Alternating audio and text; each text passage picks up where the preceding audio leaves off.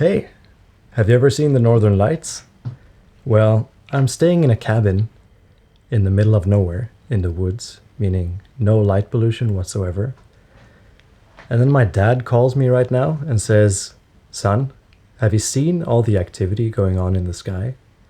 He knows that I like to photograph the aurora or the stars. So I look out and it's amazing.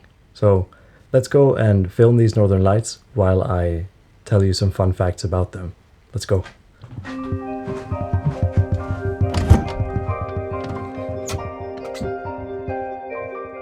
Have you ever looked up at the night sky and witnessed waves of vibrant colors moving gracefully, as if nature itself was putting on a show just for you? These glowing lights, known as the Northern Lights, or Aurora Borealis, are one of the most awe-inspiring natural phenomena on Earth. But what are they really, and how do they happen? Stay with me as we explore the science, the legends, and the best places to catch the magical Northern Lights. The Northern Lights are more than just pretty colors in the sky. Scientifically, they're known as auroras, and they occur in both the northern and southern hemispheres. Although the ones in the north, Aurora Borealis, are more famous. So what exactly causes this breathtaking display? It all begins with the sun. The sun constantly releases streams of charged particles called solar wind. When this wind reaches Earth, our planet's magnetic field protects us by directing these particles toward the poles. As the charged particles collide with gases in Earth's atmosphere, mostly oxygen and nitrogen, they create flashes of light. This process is called ionization, and it's what gives the Northern Lights their magical glow. Different colors in the auroras depend on which gases the solar wind interacts with. Green, the most common color, comes from oxygen about 60 miles above the Earth. Red, although rarer, comes from oxygen but at higher altitudes. Blue and purple, on the other hand, are produced by nitrogen. The intensity of the light depends on the strength of the solar wind and how much it interacts with our atmosphere. Long before scientists could explain the Northern Lights, they sparked legends and myths along ancient civilizations. Imagine seeing the celestial spectacle for the first time, with no explanation. You'd likely believe it was something supernatural, too.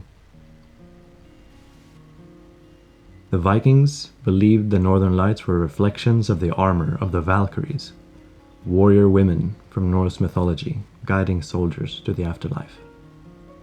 They saw the lights as a symbol of battle and honor. Meanwhile, the Inuit people of Alaska believed that the Northern Lights were the spirits of animals, like deer, whales, or seals, playing in the sky.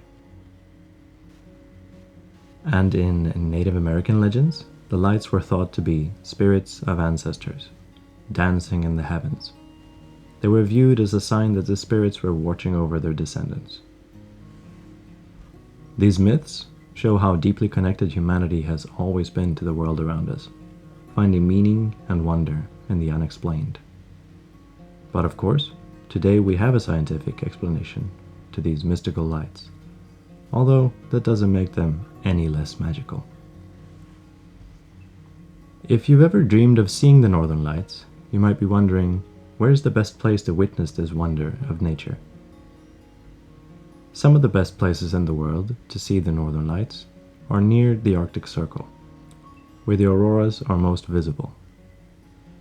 Right now, I'm in northern Sweden, fairly close to the Arctic Circle. Tromsø, Norway, is a popular spot, often referred to as the gateway to the Arctic. The lights are so frequent there that the locals call it Aurora season. Another great spot is Finnish Lapland. Imagine sitting in a glass igloo, surrounded by snow, and watching the sky light up with green and purple waves. In fact, Lapland is known for having northern lights visible for about 200 nights a year.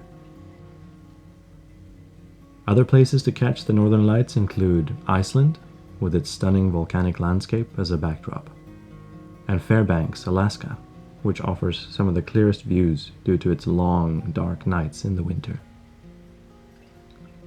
And don't forget, there's also Aurora Australis, the southern lights, visible in places like Antarctica and Tasmania.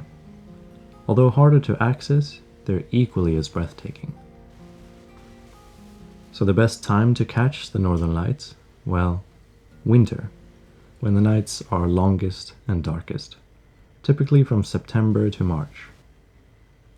But remember, the lights are unpredictable, so a little patience and maybe a bit of luck is needed.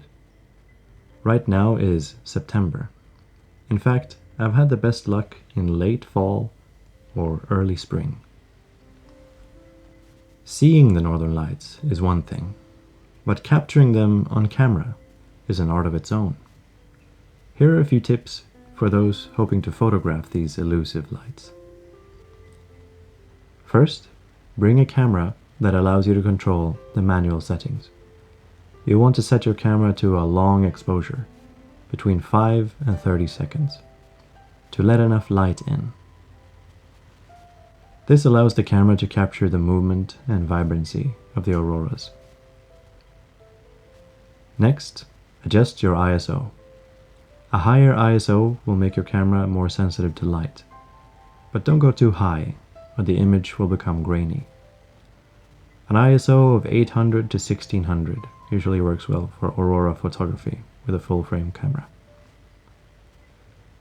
If you're doing video in real time, like me right now, the ISO needs to be much higher.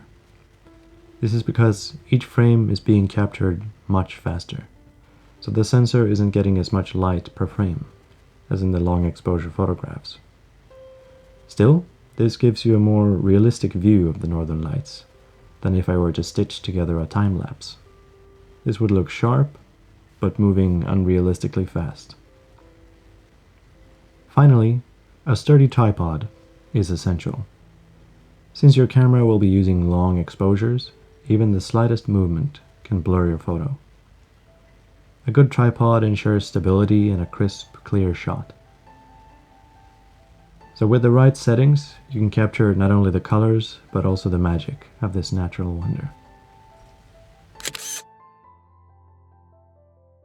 Whether you're an adventurer seeking your next bucket list destination, or simply fascinated by the mysteries of nature, the northern lights are a reminder of how beautiful and how mysterious our planet truly is. Thanks for joining me on this journey to explore the Aurora Borealis.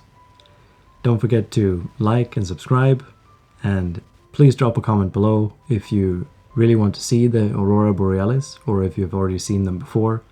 I would really love to hear about your adventure. Thank you. See you in the next one.